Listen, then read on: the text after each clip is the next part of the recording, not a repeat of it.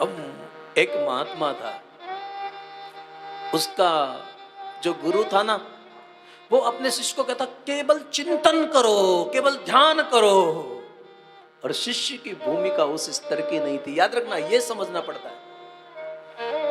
कुछ काल तो वो बैठा रहा, सुनता रहा कि गुरुजी बहुत बड़ी बड़ी बातें करते हैं, लेकिन मेरे अंदर की वास्तविकता तो इतनी ऊंची नहीं है। एक दिन गुस्से में आकर वो आश्रम छोड़ के भाग गया, और जहां भगवान का मंदिर था, भगवान की आरती होती थी, भगवान की पूजा होती थी, उस महात्मा के पास पहुंच गया और वहां जाकर महात्मा को जाके कहा कि गुरुदेव, मुझे भी शिष्य बना लो, मुझे भी कोई साधन बताओ। तो फिर जो गुरु थे, साकार मूर्ति का पूजन करने वाले, साकार को मानने वाले, भगवान की सेवा पूजा करने वाले, उस गुरु ने उस शिष्य को ऐसा भगवत कथा सुनाई, ऐसी पूजा पाठ में लगाया कि फिर तो वो अकेला कहीं बैठा रहता था और घंटों घंटों तक आंखों में आंसू बहते रहते थे। उस पहले वाले गुरु ने जाके देखा कि इसने किया क्या, ये मेरा शिष्य जो था, इसने ऐसा क्या किया कि ये जाकर इतना, और ये रोता रहता है, शांत रहता है। तब उसने उस गुरु को पूछा, या फिर बातें तो कर नहीं सकते, तो एक भरा हुआ पात्र उसके पास में भेजा कि इसको तूने किया क्या।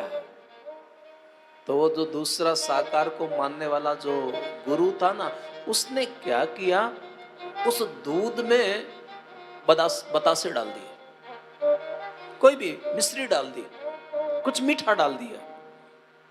और जब वापस दूध को भेजा तो उस दूसरे गुरु ने देखा इसने किया क्या, तो उसमें जब उसको चखा तो पता चला कि इसने इसमें रस डाल दिया है, कुछ मीठा डाल दिया है, कोई बतासा डाल दिया है, कोई मिश्री घोल दी है। याद रखना, लेकिन आप और आपके सूक्ष्म जगत की जो बातें की गई है, जो कारण शरीर की बातें की गई हैं, उन सूक्ष्म शरीरों का आप शोधन करें। ऐसी एक साधु बुद्धि के कारण मैं कभी कभी आपको निवेदन करता हूं कि आपका स्थूल शरीर स्वस्थ होना चाहिए, आपका सूक्ष्म शरीर भी आनंदित होना चाहिए, आपका कारण शरीर और फिर हंस, परमहंस आदि आदि जो शरीर होते हैं, अगर उन शरीरों तक की आप यात्रा कर लेते हो ना, तो फिर आपका सारा जो भेद बुद्धि है उसकी निवृत्ति हो जाएगी। मुझे भरोसा है, बिगड़ी जन्म अनेक की, सुधरे अब ही आज। आज ही बात बन जाएगी, आज ही सुधर जाएगी, कल की आप सोचो ही नहीं। अनेक जन्मों की बिगड़ी हुई बात आज ही बन जाएगी, अब ही बन जाएगी। जैसे घोड़े के रकाब में पैर रख के चढ़ने में जितना समय लगता है, अष्टावक्र गीता, उतने समय में ईश्वर का बोध हो जाता है। और अपन लोग पूरी जिंदगी परेशान रहते हैं, महाराज भगवान है कि नहीं है, मिलेंगे तो कैसे मिलेंगे, मिल भी जाएंगे कि नहीं भी मिलेंगे।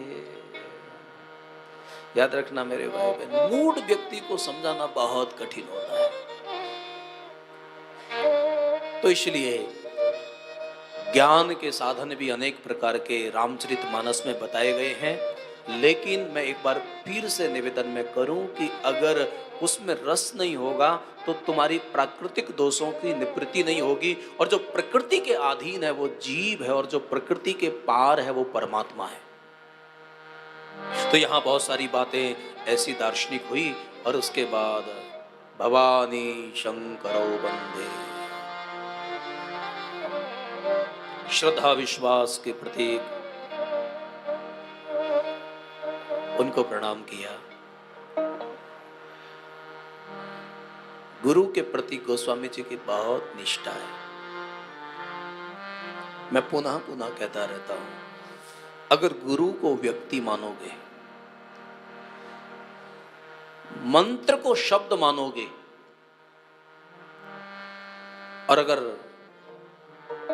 मूर्ति को पत्थर मानोगे तो तुम्हारी आध्यात्मिक उन्नति नहीं हो सकती। बाहर एक आधार लेना पड़ता है, लेकिन यात्राएं आंतरिक है। गुरु की जो प्रतिमा होती है वो धातु की नहीं होती है, बोधमयी होती है। ब्रह्मानंदम परम सुखदम केवलम ज्ञान मूर्ति। अगर एक दृष्टि से देखा जाए तो रामचरित्र जो है ये गुरु ग्रंथ है, लेकिन फिर भूल मत करना, गुरु कोई व्यक्ति नहीं होता है और व्यक्ति गुरु नहीं हो सकता। गुरु एक वो अवस्था है साधना की कि जहां सभी अंधकार का निवृत्ति हो जाती है और वहां व्यवहार भी होता है और होश भी होता है। वो स्वयं तो सदा हुआ है, लेकिन सामने वाले को कैसे धीरे धीरे उसको साधना है, ये कला है ना। और गुरु जो होता है वो ऐसा तैराक होता है, जब कोई पानी में ज्यादा डूबने लगता है तो कोई भी तैराकी जो व्यक्ति होता है ना, उसको अपना हाथ नहीं पकड़ाता है, क्योंकि ये वो जानता है कि मैं इसको नहीं निकाल पाऊंगा, लेकिन ये मुझे लेकर डूबेगा। फिर वो प्रैक्टिस होती है कि वो उसको कुछ ऐसा प्रहार करता है कि पहले उसको थोड़ा किनारे पर लाता है, और जब लगता है कि अब ये मेरे नियंत्रण में हो सकता है, तब उसकी बाह पकड़ लेता है। तो जो प्राज्ञ पुरुष होते हैं वही जानते हैं। और याद रखना, कुछ चीजें बनती नहीं है, परमात्मा बना के भेजता है। हम उसको विकृत कर सकते हैं, लेकिन वास्तविक ईश्वर की जो व्यवस्था है। फिर गोस्वामी तुलसीदास स्वयं वाल्मीकि मुनि ही गोस्वामी तुलसीदास बनकर आए। हनुमान जी को राम चरित्र बहुत प्रिय है। यत्र यत्र रघुनाथ कीर्तनम, जहाँ जहाँ परमात्मा की कथा होती है, हमारे हनुमान जी महाराज राम चरित्र सुनबे को रसिया। तो ऐसे कपीश्वर और कवीश्वर को भी प्रणाम किया। सीताराम गुणग्राम पुण्यारण्य विहारण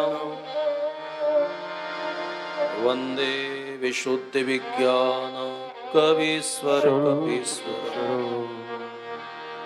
फिर इस सृष्टि की जो उत्पत्ति करती है, जो पालन करती है और जो संहार करती है, और जिसको सृजन करने में कोई मोह नहीं होता है, जिसको पालन करने में कोई अहंकार नहीं होता है, और जिसको संहार में कोई शोक नहीं होता है, ऐसा बुद्ध पुरुष जो होता है, वो जो भी करता है उसका प्रत्येक कर्म लीला बनता है।